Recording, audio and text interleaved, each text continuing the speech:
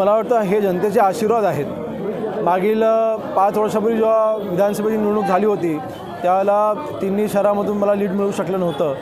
परंतु आज महायुतीचे सर्व कार्यकर्ते ज्या मेहनतीने काम करत आहेत, महायुतीच्या मजबूतीने आज काम करते आणि दापोली, खेड, मंडणगड तिन्ही शहरामध्ये तिन्ही शहरं मिळून आपण जवळपास 200 ते 225 कोटीपेक्षा जास्त निधी आपण शहरामध्ये आणलेला आहे। विकास कामं होत आहेत आणि जनतेला विकास कामंच अपेक्षित आहेत आणि म्हणून मला विश्वास आहे की आज रॅलीच्या निमित्ताने आज खेड शहराची रॅली झाली, आज मंडणगड शहराची रॅली झाली, मला वाटतं दापोली शहरामध्ये देखील रॅलीचं नियोजन अंतिम टप्प्यामध्ये आता होतं, परंतु ह्या सगळ्या रॅलीमध्ये जो जनतेचा प्रतिसाद मिळालेला आहे, आम्ही शेवटी फिरत असताना शहरामध्ये फिरत असताना जनतेचा हावभावच इथे उत्तर देऊन जातं आणि म्हणून मला वाटतं हेच भरघोस आशीर्वाद आम्हाला अपेक्षित होते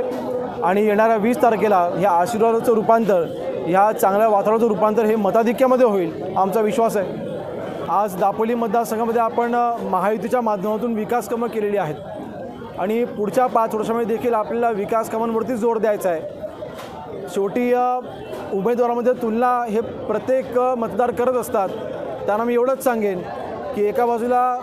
महायुतीच्या माध्यमातून विकास कामं होत आहेत आणि दुसऱ्या बाजूला महाविकास आघाडीच्या माध्यमातून गावात भांडं लावली जात आहेत, तर भांडं लावणाऱ्याला आमदार करायचं की विकास करणाऱ्याला आमदार करायचं, हा निर्णय तुमच्या दारामध्ये येणाऱ्या 21 तारखेला आहे आणि माझा विश्वास आहे की जनता ही विकास कामांसोबतच राहील आणि आपण सर्व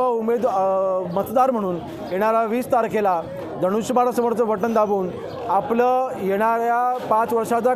कालावधीसाठीच्या विकास कामामध्ये आपला हातभार लावा, एवढीच फक्त विनंती करेन। धन्यवाद।